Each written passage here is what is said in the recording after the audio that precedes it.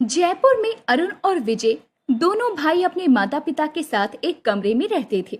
वो दोनों भाई छत पर सो जाते थे और उनके माता पिता नीचे कमरे में ऐसे ही जिंदगी कट रही थी। एक दिन उन दोनों की माँ सुलेखा ने उनसे कहा, सुनो बेटा, अब तुम दोनों बड़े हो गए हो, जवान हो गए हो और मेरी भी उम्र होती जा रही है।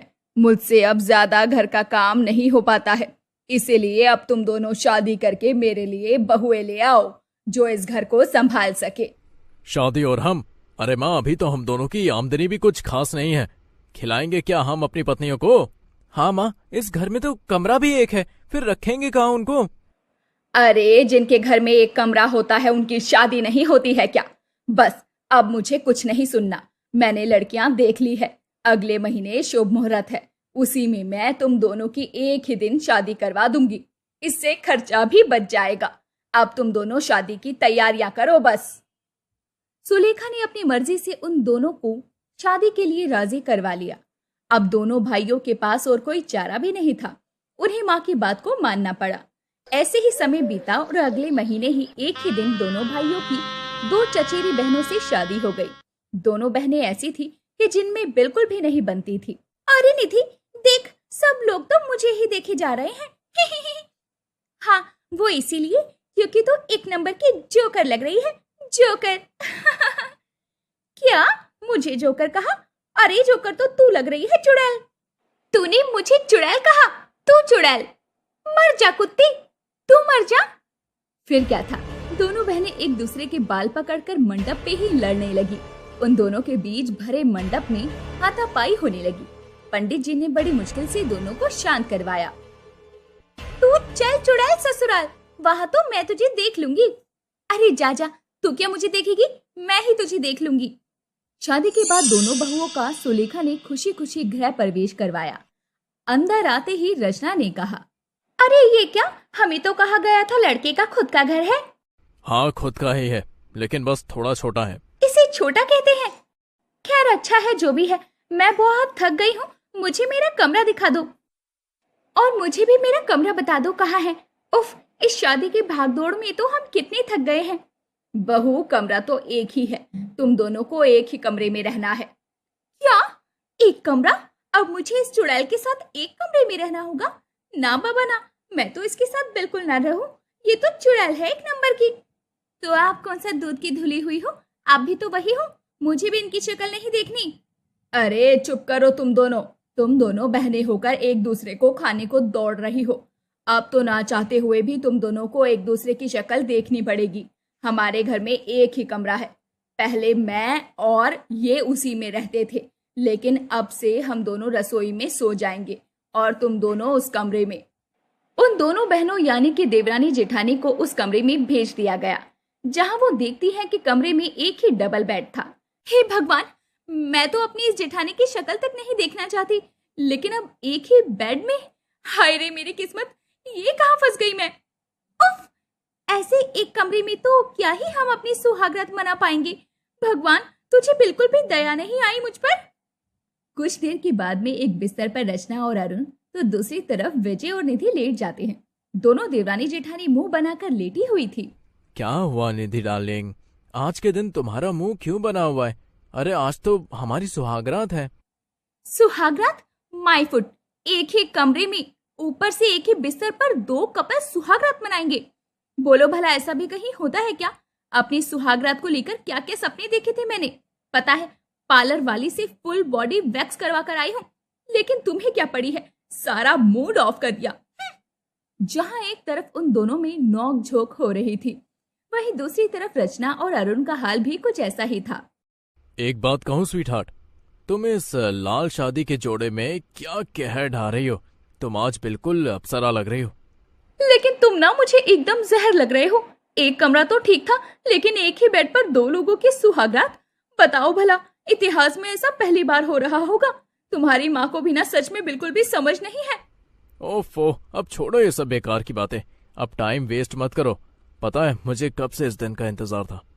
फिर दोनों भाई अपनी अपनी सुहागरात मनाने की तैयारी करते हैं, लेकिन तभी रचना को उसके लहंगे में लगी सेफ्टी पिन चुभ जाती है और वो जोर से चिल्लाती है, आ, आउच! अरे मेरी माँ, क्यों इतना जोर से चिल्ला रही हो? अभी तो मैच शुरू भी नहीं किया है मैंने। रचना की आवाज सुनकर निधि विजय से कहती है, देखो जी, लगता है जेठ जेठानी ने बैट बॉलिंग का गेम शुरू कर दिया है और एक तुम हो। तुम चिंता ना करो डार्लिंग, छक्का तो पहले मैं ही मारूंगा। वो दोनों सुहागरात की शुरुआत कर ही रहे होते हैं कि तभी पर्दा नीचे गिर जाता है और दोनों ही कपल शर्म से पानी पानी हो जाते हैं और बिना सुहागरात मनाए ही सो जाते हैं। अगली सुबह 5 बजे सुलेखा अपनी दोनों बहुओं से कहती है, चलो बहुओं, अब जल्दी से तैयार होकर रसोई में आ जाओ। आज तुम दोनों की पहली रसोई की रस्म है, फिर तुम दोनों की मुंह दिखाई भी तो होनी बाकी है। पहली रसोई में जहाँ जेठानी रचना हलवा बनाती है, वहीं देवरानी निधि खीर बनाती है। सब उनके खाने की खूब तारीफ करते हैं। फिर शाम को दोनों बहुएं अपनी मुंह दिखाई की रस्म के लिए कमरे में तैयार हो रही होती है।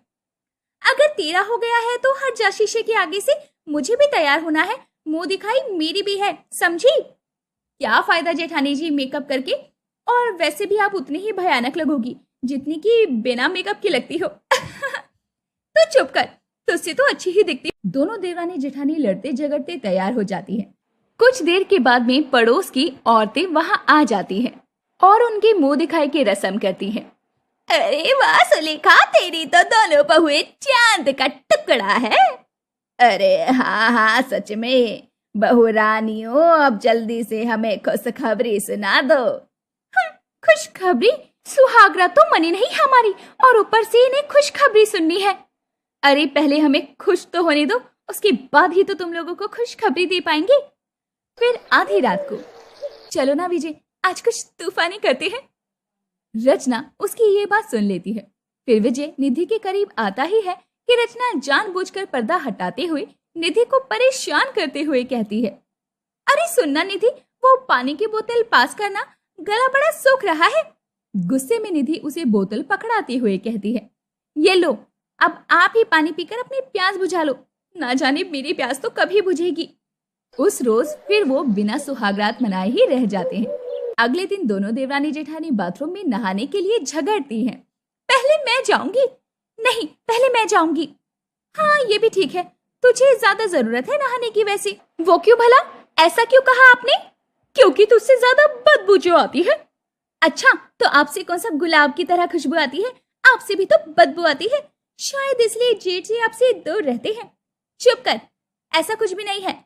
वो तो हमारी किस्मत खराब है जो हमें ऐसा घर मिला जहाँ शादी के इतने दिन हो गए लेकिन हम दोनों को अपनी सुहागरात मनाने तक का मौका नहीं मिला। यह तो ठीक रही हो, लेकिन अब हमारे ससुराल में हमारा एक ही कमरा है तो हम क्या कर सकते हैं? वैसे मेरे पास एक आइडिया है। मैं और अरुण आज रात 1 घंटे के लिए छत पर चले जाएंगे, तब तक तुम दोनों सुहागरात मना लेना, फिर तुम दोनों छत पर चले जाना तो हम दोनों सुहागरात मना लेंगे। आइडिया बुरा नहीं है। मुझे तो लगा था मैं बिना सुहागरात मनाए ही मर जाऊंगी, लेकिन अब तो मेरी उम्मीद फिर से जाग गई है। लेकिन मेरी एक शर्त है। कैसी शर्त? मैं बड़ी हूँ इसीलिए पहले सुहागरात मैं मनाऊंगी। बोलो मंजूर है? अच्छा ठीक है बाबा, मंजूर है। ठीक है फिर, डील पक्की। उस रात वो दोनों ऐसा ही करती हैं। पहले रचना और अरुण अपनी सुहागरात मनाते हैं, तब तक निधि और विजय छत पर चले जाते हैं। इसके बाद वो दोनों सुहागरात मनाते हैं, तब तक रचना और अरुण छत पर चले जाते हैं। इस तरह दोनों देवरानी जेठानी खुश हो जाती हैं और अब वो दोनों हर रोज इसी तरह अपने अपने पतियों के साथ क्वालिटी टाइम स्पेंड करती हैं, जिससे कि अब उन दोनों के बीच में आपसी मनमुटाव भी खत्म हो जाता है। कुछ समय के बाद अरुण और विजय की नौकरी एक अच्छी जगह लग जाती है। फिर वो 2 नए कमरे और बनवा लेते हैं और अब सबका अपना अपना पर्सनल कमरा हो जाता है, जिसमें वो खुशी खुशी रहने लगते हैं।